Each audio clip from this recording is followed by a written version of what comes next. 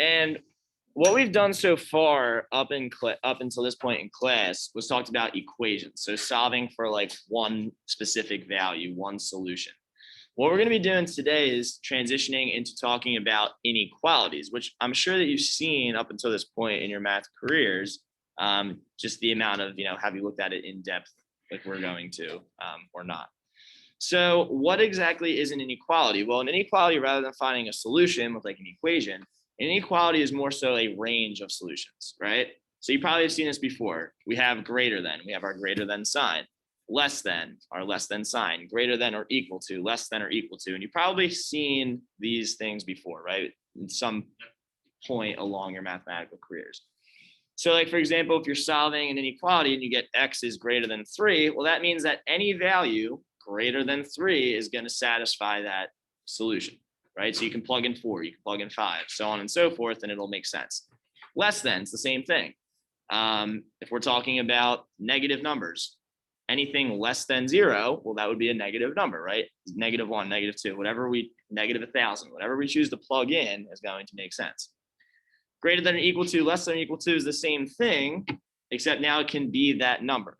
So you can have greater than or equal to, for example, in this case, we have to be 6 feet apart, right? So it can be greater than or equal to anything besides 6, right? Or the distance here has to be less than or equal to 6 feet of distance between people, right? Does that make sense? So just some different inequalities. The thing that trips us up the most, and what we're going to see the most often throughout today, that's a little bit challenging, is when we say things like at most or at least. All right. So going back to that 6 feet example, we can be at most 6 feet apart, right? We can't be closer than that. So it has to be, we have to be at least 6 feet apart. So it can't be anything less than that. So we can be greater than 6 feet or exactly 6 feet, right? At most is a different story. So like, for example, trying to think, it can have at most 10 people in the classroom. So it could be exactly 10, or it has to be less than or equal to 10. Does that make sense? Everybody follow along with that? So just kind of trying to understand the difference between some of the words that are going to be used to describe these sentences. Well, all we're doing is kind of what we did on Friday. It's taking a sentence and now transitioning into writing it as an inequality. Okay. So we're going to go through a couple examples, and it's going to be the same way as it was before. Whether we did this, I think I said Friday, but we might have done this on Thursday. We're going to try and understand what they're asking us and how we're going to rewrite it in an algebra sense. All right. So for example, number 1, I'll kind of do that on my own. It says the quotient of C and 5 is less than -17. Okay. Well, I have to remember what quotient means. Quotient is division. Good. So the quotient of C and 5, so I'm going to take C divided by 5. And then remember, if it says is, that means like equals. In this case, we're dealing with an inequality. So I'm going to say is less than. So this whole thing here is less than. So I'm going to use my less than sign. And then whatever number that they tell me, -17.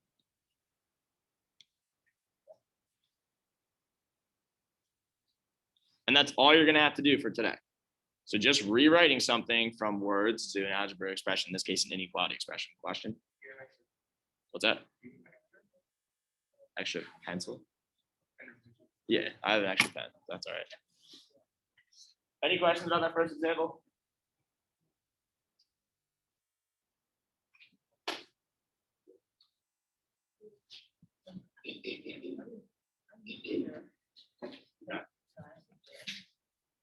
The second one, product of x and 8 is less than 15. What does product tell me? What operation?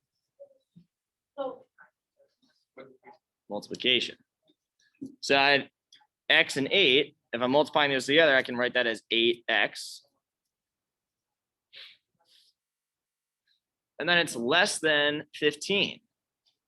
So to finish this, I just write the less than sign and 15. And that's my answer.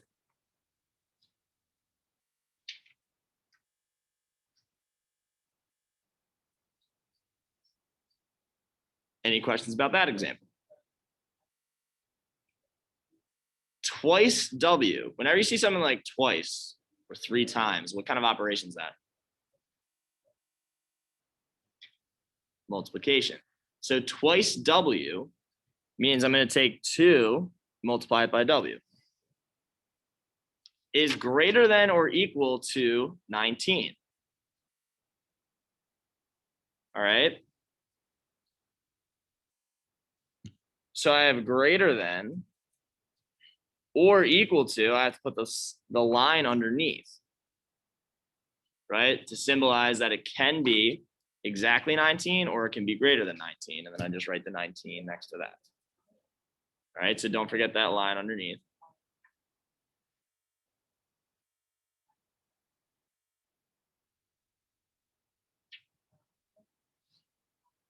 Okay.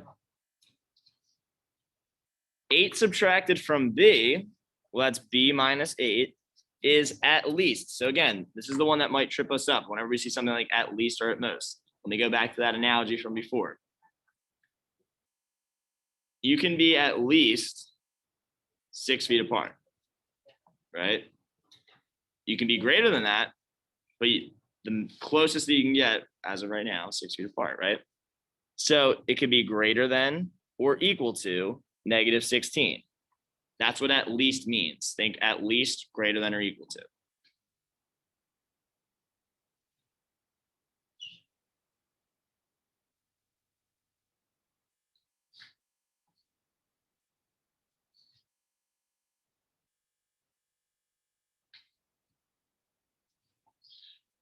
The next example, a number X is increased by 3. What operation is going on there?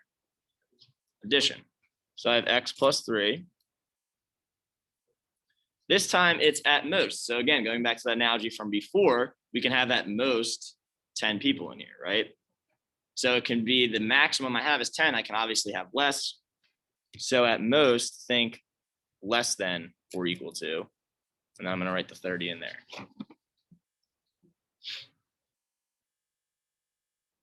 All right. So all you're doing in your practice today is going through rewriting these inequalities, rewriting these sentences as inequalities. The biggest thing that you need to take into account is just the at least versus the at most. All right. And you can use those analogies that I've kind of been using throughout the day to help you out if you need. All right. Any questions about any of those examples, anything that we talked about today?